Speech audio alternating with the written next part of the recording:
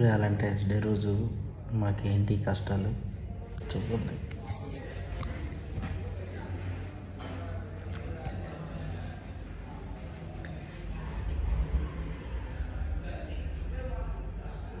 రాసుకుంటున్నాడు episode కోసం.